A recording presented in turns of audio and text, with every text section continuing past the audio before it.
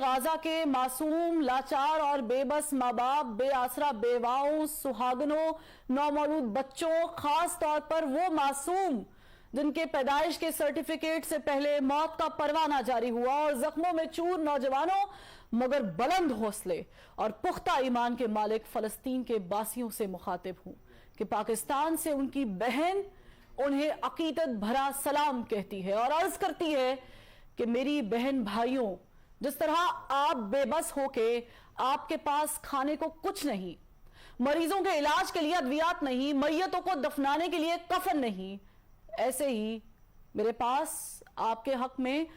آواز بلند کرنے کے لیے زبان نہیں، ہمت نہیں، حوصلہ نہیں، اور وہ الفاظ نہیں جو آپ کے دکھوں کا مداوع کر سکیں، وہ طاقت نہیں کہ عالمی استعماری قوتوں کے دروبام ہلا سکے، ہاں مگر آپ کے پاس ایمانی طاقت ہے، جذبہ بلالی ہے اور روح ہلالی ہے، اور سب سے بڑھ کر وہ آہ ہے جو اثر رکھتی ہے پر نہیں طاقت پرواز مگر رکھتی ہے، آسمان کا سینہ چیر سکتی ہے، اوج ثریا کی بلندیوں پر پرواز کرتے ہوئے عرش معلیٰ پر دستک دے سکتی ہے، اور اللہ تعالیٰ کو یہ بتا سکتی ہے کہ دنیا میں موجود 2 ارب مسلمان چند ملین یہودیوں کا محاصرہ نہیں کر سکتے، باطل کی قوت کو ایمانی جذبے سے پچھاڑ نہیں سکتے، اور ان اربوں کی گنتی میں نہ وہ 313 میسر ہیں اور نہ ہی وہ 72 کا قافلہ سپر جو باطل سے محض ٹکرایا ہی نہیں، سچ کا علم بھی ہمیشہ کے لیے بلند کر گیا۔ تمہاری آہ یہ بھی شکوہ کر سکتی ہے کہ اب مسلمان ماؤں نے صلاح الدین ایوبی، نور الدین زنگی، طارق بن زیاد اور محمد بن قاسم جنم دینا چھوڑ دیے ہیں، یہاں خیبر کا قلعہ ایک ہاتھ سے اکھاڑ پھینکنے والے ولی بھی ناپید ہیں، اور سیف اللہ کے نام کی نسبت رکھنے والے جنگجو بھی میسر نہیں، تو اے اللہ ابابیلوں کا کوئی جھنڈ عطا فرما، کوئی تیز ہوا یا آندھی بھیج، یا پھر کوئی ایسا طوفان جو صہیونی طاقتوں کو نیست و نابود کر دے۔ تمہاری آہو بکا 2 ارب مسلمان کے دل نہیں دھڑکا سکتی، ظالم اور جابر حکمرانوں کے سامنے کلمہ حق نہیں بلند کر سکتی، عالمی انسانی حقوق کی تنظیموں کو نہیں جھنجھوڑ سکتی، UN، OIC اور یورپی یونین جیسی طاقتوں کا ضمیر نہیں جگا سکتی، مگر یہ عرش معلیٰ کو ہلا سکتی ہے، اللہ کے جلال اور غیظ و غضب کو جلا بخش سکتی ہے، اور جبار و قہار کو اپنی جانب متوجہ کر سکتی ہے، آسمان سے آگ برسوا سکتی ہے، پتھروں کی بارش بھی کروا سکتی ہے، اور برف کے گولے بھی گروا سکتی ہے۔ فلسطین کے بے بس و مجبور و محقور باسیوں، تمہاری داد رسی کو دنیا سے نہیں کوئی آنے والا، تمہارے زخموں کی مرہم پٹی بھی کوئی نہیں کرنے والا، پیاس اور بھوک سے بلکتے تڑپتے بچوں کو کوئی نہیں نوالا دینے والا، تمہاری میتوں پر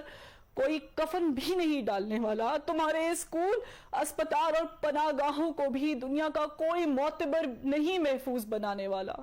غرض اس دنیا میں کوئی بھی نہیں تمہارا رکھوالا، کیونکہ اس دنیا کے ٹھیکے داروں کو ڈالر کی بھوک ہے، بارود کے کاروبار کی فکر ہے،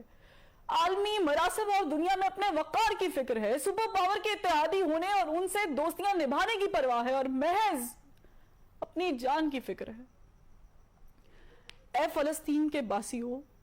ہم نے اپنے ایوانوں میں مذمتی قراردادیں پیش کر دی ہیں، عالمی اداروں میں بھی زبردست احتجاج کیا ہے، ریکارڈ ملین مارچ کیے ہیں، سیو غازہ، نو وار اور فری پیلسٹائن کے نعرے بھی بلند کیے ہیں، اور یہی وہ سب کچھ ہے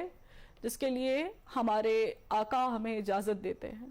وہ استعماری طاقتیں جن کی ہم کٹ پتلیاں ہیں، اس سے آگے کچھ کرنے کی ہمیں اجازت نہیں دیتی، کیونکہ ہماری آنکھیں ڈالر کو ترستی ہیں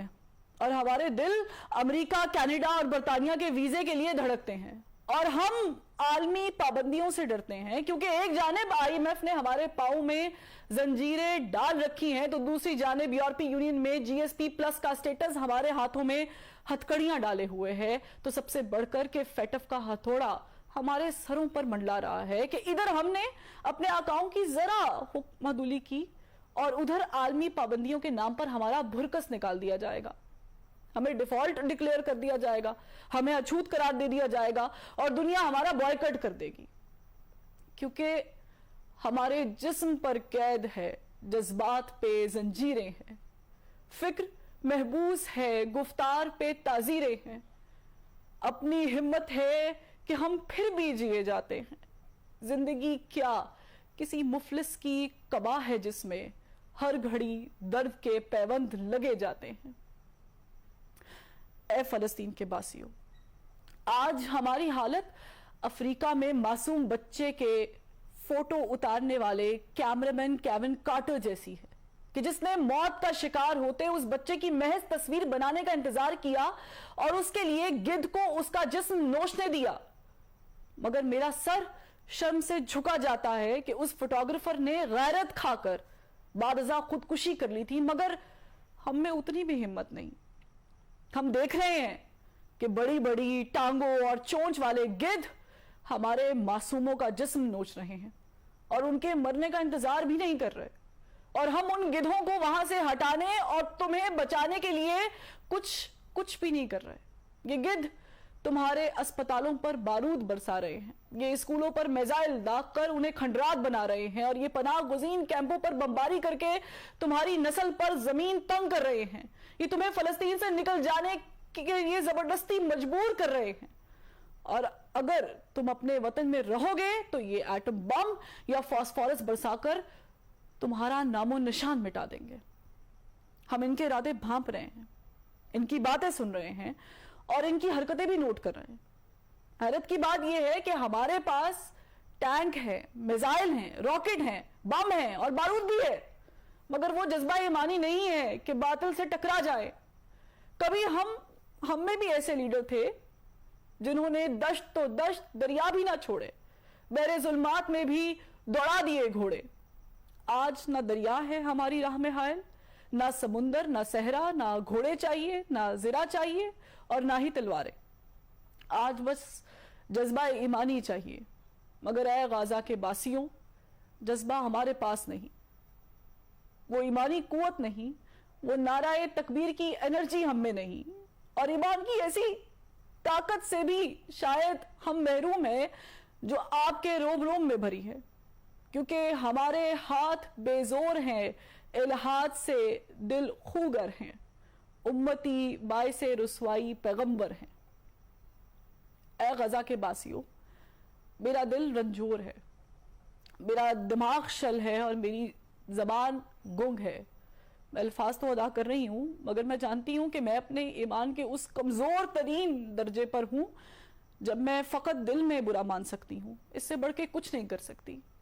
میں آپ سے ہزاروں میل دور بیٹھی فقط اشک بہا سکتی ہوں, اللہ کے حضور گڑگڑا سکتی ہوں, سجدوں میں آنسو بہا سکتی ہوں, رب کی بارگاہ میں التجا کر سکتی ہوں. اس سے بڑھ کر میرے پاؤں میں بیڑیاں ہیں,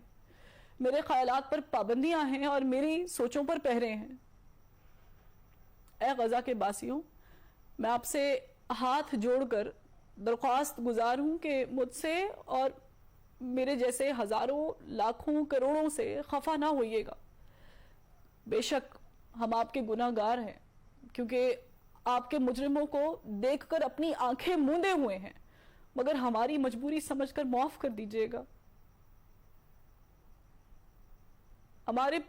ہماری آپ کا مدد نہ کرنا آپ اپنی آزمائش سمجھ لیجئے گا, ٹھیک ویسے جیسے اللہ تعالیٰ فرماتا ہے کہ وہ اپنے پیاروں کو آزماتا ہے, اس لیے ہمیں اپنی آہوں میں شمار نہ کیجئے گا اور اللہ سے